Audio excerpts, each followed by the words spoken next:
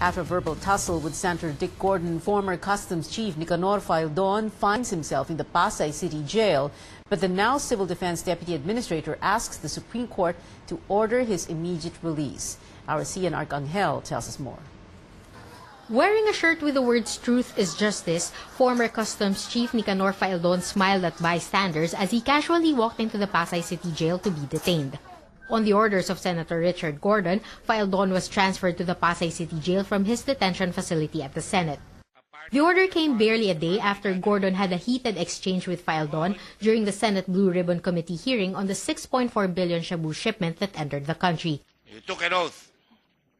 You had a uniform. You turn your back against your own government. I attended this hearing, sir, because I am now a government employee, not because I expect that you will lead this committee to find out the truth. You have so far from getting that, Your Honor. Faeldon was detained at the Senate since September last year after he was cited for contempt by the Senate for refusing to testify at the shabu shipment hearing. Sharing a cramped cell with other inmates at the city jail, Faeldon's lawyer, Jose Dino, says he couldn't be happier with his transfer.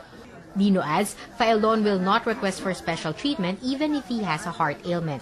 Dito po, he is with his own kind, may makakasalamuha siya, at we expect that he will be very happy here, very contented. Mapa-aircon man, mapapapag, mapasahig, mapamalamig, mapamainit, marino po si Captain Faeldon, tatanggapin niya. After the booking procedure, jail personnel thoroughly searched Faeldon's belongings for possible contraband items. Bureau of Jail Management and Penology spokesperson Xavier Solda says the former customs chief will have to follow jail rules, from visiting hours to participation in educational activities. We wanted na i-assure yung safety niya sa loob ng facility, but at the same time, humihingi kami ng kooperasyon na sumunod palagi sa mga rules and regulations ng facility. Dino hopes Faeldon doesn't have to stay in jail for long. He filed an urgent motion asking the Supreme Court to grant Faeldon's appeal to be released from detention. He argues Gordon's, quote, public display of bullying, pomposity, and abuse of power, unquote, by threatening to transfer Faeldon to the Pasay City Jail are enough grounds to grant him freedom.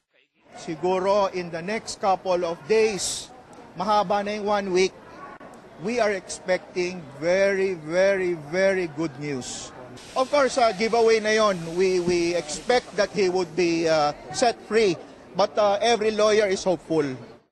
In the meantime, Dino says Faeldon will continue to work as Deputy Administrator of the Office of Civil Defense within his cell and bonding with other inmates. CN Arcangel, CNN Philippines. CNN Philippines also sat down with Senator Richard Gordon, who is leading the investigation into the multi-million peso drug shipment and corruption in the Customs Bureau. Gordon says the decision to move Faeldon to the Pasay City Jail came after they clashed head-on in yesterday's hearing.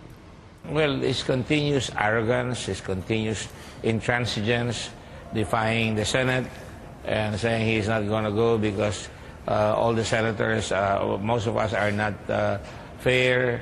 He's not going to find the truth there. I mean, he is the one who defines the truth in his case. He forgets that he's under investigation. And when he's under investigation on a serious matter, because he was totally negligent. Can you imagine that this guy sat on a case, the biggest drug smuggling case in the country, in customs? And what did he do? He sat on it for 2 months until I made the expose. And thanks to media also gave me the tip. We immediately investigated the moment we heard it. The incident occurred in May. We investigated in July. And, the investigation was very fruitful. Faeldon's lawyer says Gordon's performance at the hearing was a clear case of persecution. Speaking to CNN Philippines, Jose Dino also reacts to Gordon's statement, saying Faeldon sat on the biggest drug shipment case during his stint as Customs Commissioner. The Chinese embassy in the Philippines itself commended Captain Faeldon and his former team at the Bureau of Customs for a job well done, specifically for leading the team in seizing the biggest drug haul seizure in Philippine history, the 6.4 billion pesos shabu haul. They did that in 4 hours or less.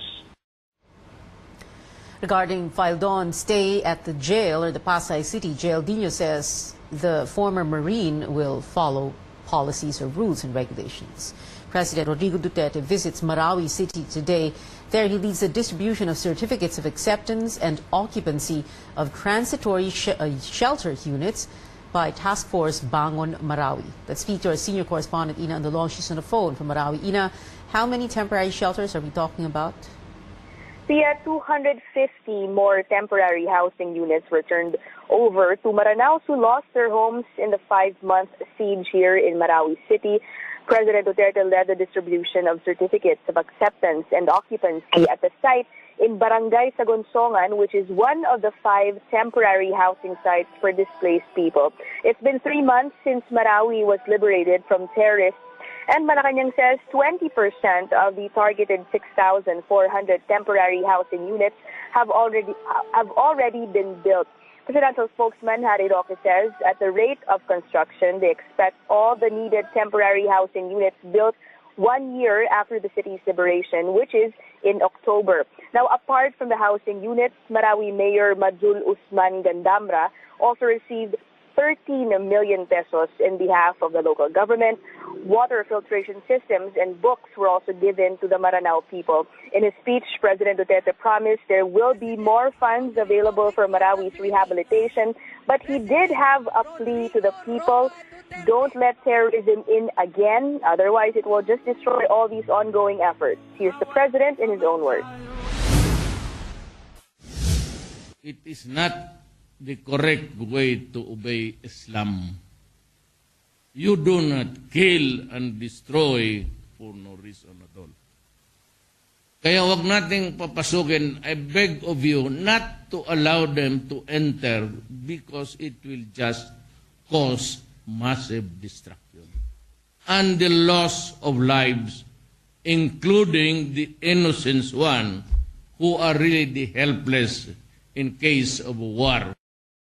The President Pia was in a hurry earlier, saying he had to get on a chopper and fly out because of bad weather.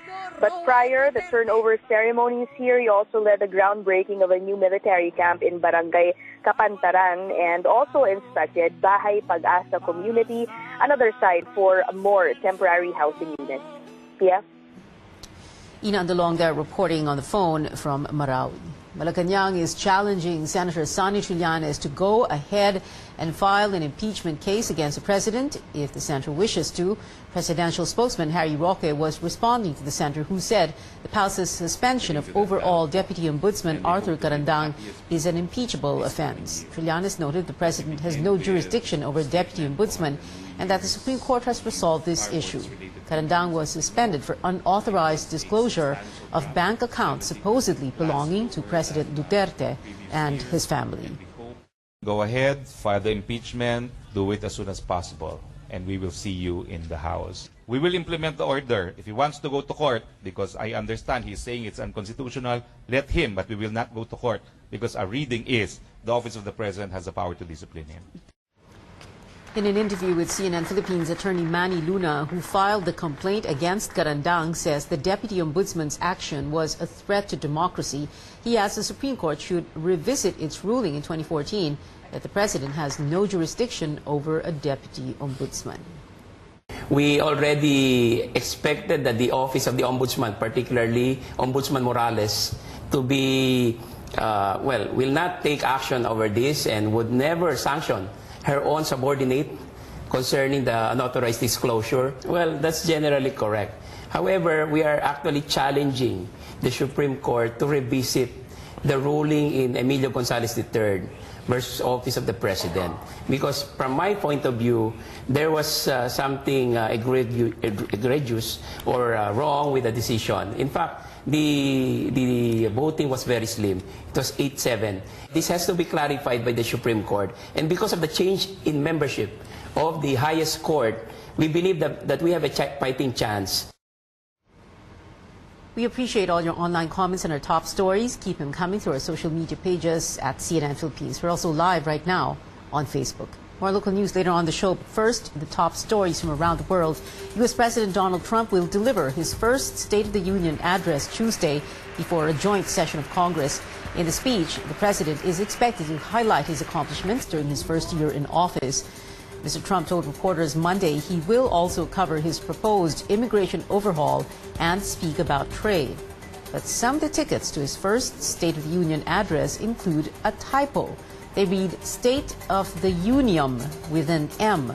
Officials said all affected tickets have been reprinted and are in the process of being redistributed. Russia warns of very serious consequences. This after the United States released a list of prominent Russians with close ties to the Kremlin. Russia said its release could jeopardize relations. The list includes 114 senior foreign political figures and 96 oligarchs. The U.S., however, stressed it is not a sanctions list. The Trump administration was required to name the companies and individuals under a 2016 law meant to punish Russia for its interference in the 2016 U.S. elections. Scientists in China have grown new ears for 5 children born with a defect in one ear. The congenital deformity called microtia impacts the shape and function of the ear. The scientists used a combination of 3D printing and cultured cells in the first of its kind study. Researchers collected cartilage cells from the children's affected ears and used them to grow new ear-shaped cartilage. New cartilage was based on 3D printed models of the children's healthy ears. These were then transferred through ear reconstruction. The Foreign Affairs Department is investigating government employees over alleged passport application scams. And we've all heard of supermoons and blue moons, but what is a super blue blood moon? Find out when we return. This is Newsnight, where we go above and beyond the headlines.